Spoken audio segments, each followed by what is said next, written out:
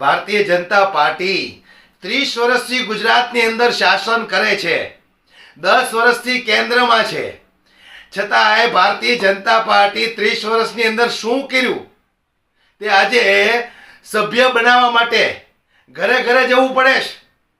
આટલી મોટી પાર્ટી 6000 કરોડ કરતા પણ વિશાળ રકમ ધરાવનારી આ પાર્ટી, જેમને દરેક મોટી મોટી કંપનીઓ અઢળક, જેને આપણે ગણી ન શકાય એટલું મોટું ફંડ આપતી હોય ચૂંટણીમાં, એવી ઇજ્જતદાર પાર્ટી બીજી પાર્ટીઓને ત્યાં કોઈ આપે છે?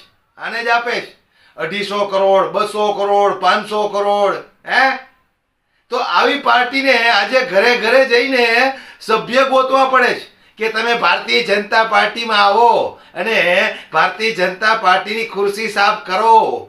અંધભક્તો, શરમ આવી જોઈએ તમને લોકોને. 30 વર્ષ સુધી તમે હું ગુજરાતમાં ભજીયા તળતા હતા કે આજે તમારે ઘરે ઘરે જઈને સભ્યો ગોતવા પડે છે? અરે ઘરની ક્યાં વાત કરો સાહેબ, સ્કૂલોમાં પહોંચ્યા છે આ લોકો. સ્કૂલોમાં વઢવાણ તાલુકાના એક સ્કૂલની અંદર બાળકોને આ લોકોએ સભ્ય બનાવી નાખ્યા.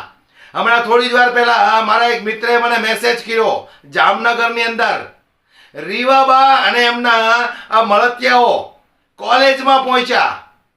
કોલેજના સ્ટુડન્ટોને આ લોકો જબરજસ્તી ભારતીય જનતા પાર્ટીના સદસ્ય બનાવે છે.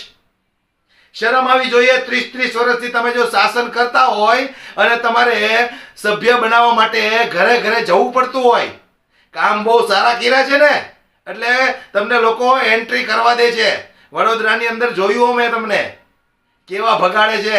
ચાલ નીકળ ભાઈ, આવતો નહીં, નમસ્કાર. આ ઘણા બધા દ્રશ્યો મેં જોયા.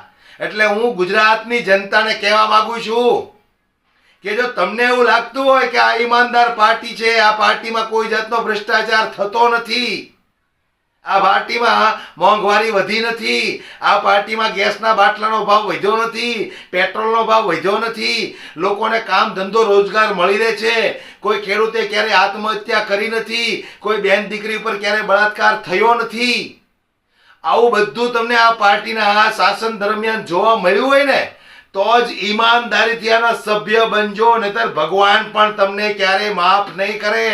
એટલું યાદ રાખજો. ચાલો આ બધાના ઉપર ફોન જાય કે ભારતીય જનતા પાર્ટીના સભ્ય બનવા માટે અમે તમને કોલ કર્યો છે. સાલા એકવાર જો તારામાં હિંમત હોય તો મને કોલ કરીને બતાવ, પછી જો હું તને જવાબ આપું કે હું તારો સભ્ય બનવા તૈયાર છું, પણ મારી એક જ માંગણી છે, એ પૂરી કર તો આજીવન હું ભારતીય જનતા પાર્ટીનો સભ્ય બનવા તૈયાર છું. પણ શું માંગણી છે અત્યારે થોડો કહું, ફોન આવે તો એને ફોનમાં કહું, ત્યાર પછી એનું કોલ રેકોર્ડિંગ તમને સંભળાવું. 30 વર્ષથી ભારતીય જનતા પાર્ટીની સરકાર છે ગુજરાતમાં. આજે સભ્ય બનાવવા માટે ઘરે ઘરે પહોંચ્યા. વડોદરાની અંદર જ્યારે જનતા પાણીમાં તરબોળ હતી, ઘરમાં પાણી ઘૂસ્યા હતા, સોસાયટીઓમાં મગરો આંટા મારતી હતી, ત્યારે તમે બધા ક્યાં ગયા હતા?